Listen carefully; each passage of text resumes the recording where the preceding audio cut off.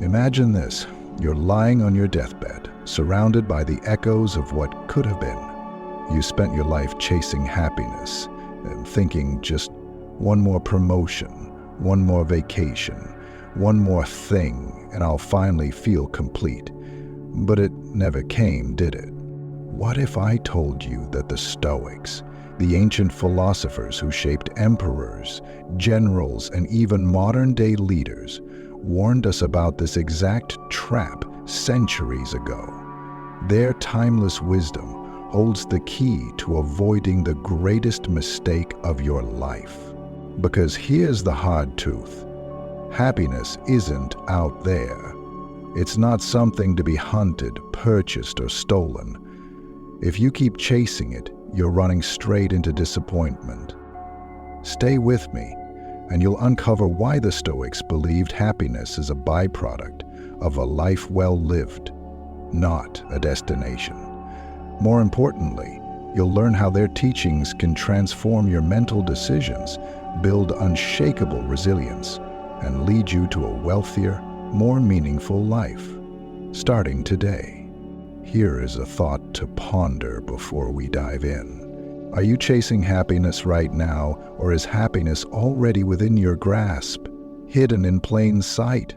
1. The Illusion of Happiness, a story of a king's endless pursuit. Let me take you back to an old tale you might recognize. King Midas, the man who wished that everything he touched would turn to gold. Sounds like the dream, doesn't it? Unlimited wealth, unparalleled success. But here's the kicker. Midas soon realized his blessing was a curse. His food turned to gold. His loved ones became lifeless statues. His endless pursuit of more left him starving, isolated, and miserable. No, you might be thinking that's just a myth. But take a step back. Isn't this the reality many of us live in? We hustle endlessly, scroll mindlessly, and work tirelessly for the next shiny object, thinking it will finally make us feel whole. Quick reality check. When's the last time you thought, if I could just get that new phone, car, or job, I'd finally be happy? Spoiler alert, it didn't work, did it? Here is where the Stoics come in. Like a lightning bolt. Marcus Aurelius, the Roman emperor who ruled over one of the greatest empires in history, wrote in his Meditations, "You have power over your mind, not outside events. Realize this, and you will find strength." Happiness doesn't come from what you own or achieve. It comes from mastering your mind. But why is this so hard for us to accept? 2. Why chasing happiness is dangerous. Let's dive deeper into the danger of this chase. Why do so many people, despite having more wealth and comfort than any generation in history, feel empty? It's because the chase creates a void, a never-ending cycle of not enough. The more you run after happiness, the further it drifts away. It's like chasing a rainbow. The closer you think you're getting, the further the end moves. Let me ask you, what happens if you spend your entire life chasing external happiness, only to realize too late that it was a mirage? This isn't just speculation. Studies have shown that chasing material wealth, status, or superficial pleasure often leads to increased anxiety and dissatisfaction. The Stoics knew this long ago. Seneca, one of the most famous Stoic philosophers, said, "It is not the man who has too little, but the man who craves more, who is poor." Think about that for a moment. Poverty isn't about lacking resources. It's about a restless mind, constantly craving what it doesn't have. So, if chasing happiness only makes us more miserable, what's the alternative? I have a 3. The Stoic alternative, eudaimonia, not happiness. Here's where the Stoics flipped the script. They didn't focus on happiness the way we think of it today, fleeting pleasure or momentary joy.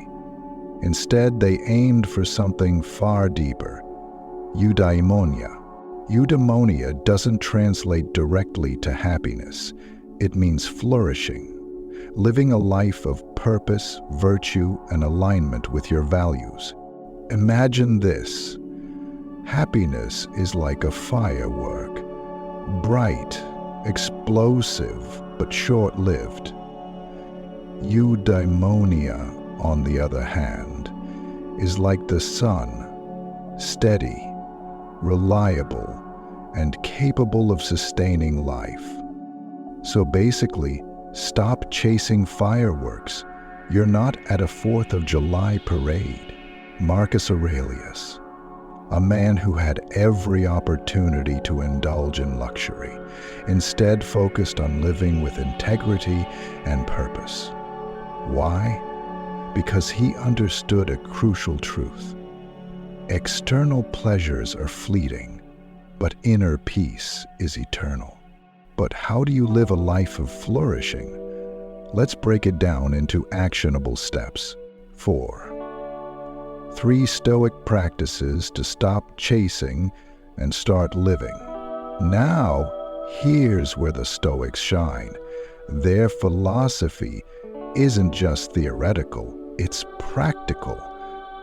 These 3 practices will help you stop chasing happiness and start creating a life that naturally radiates fulfillment. 1. Master your desires. Epictetus, another Stoic great, said, "Freedom is not procured by the fulfillment of desires, but by the removal of desire." What does that mean for you? It's not about denying yourself joy. It's about removing the need for external things to feel whole. Start small. Practice gratitude for what you already have. Reflect on how little you truly need to be content. Let me guess. You're eyeing that new phone or designer bag right now. Spoiler, it won't make you happier for more than a week. 2. Focus on what you can control. This is the cornerstone of Stoicism. The world is full of chaos, but you can't control it all. What you can control is your response. Marcus Aurelius wrote, "If you are distressed by anything external, the pain is not due to the thing itself, but to your estimate of it." Every time you get frustrated, ask yourself, am I wasting energy on something outside my control? 3. Align your actions with virtue. Here's the real secret to flourishing. Live with virtue. Courage, wisdom, temperance, and justice aren't just fancy words. They're the building blocks of a meaningful life. When you focus on living with integrity, happiness becomes a byproduct, not the goal. It's like tending a garden. Focus on the seeds and the soil, and the flowers will grow on their own. 5. The modern-day application, your life transformed. Imagine waking up tomorrow, not chasing happiness, but radiating it. You're calm, focused, and grounded. Not because of what you own, but because of who you are. This is the power of Stoicism. It's not about rejecting success. It's about redefining it. The wealthiest people aren't the ones with the most possessions. They're the ones who need the least to feel whole. If this perspective resonates with you, take a moment to subscribe to this channel. You're not just clicking a button. You're joining a community committed to living wisely and purposefully. 6. The final lesson from the Stoics. Seneca reminds us, begin at once to live and count each separate day as a separate life. Stop waiting for happiness to arrive. Stop chasing what's fleeting. Start focusing on what truly matters.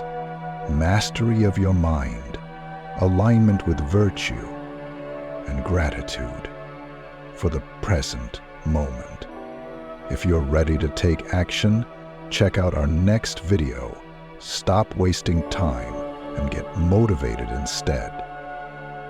It's packed with actionable tips to reclaim your time and start building the life you deserve. Click it now. It's waiting for you.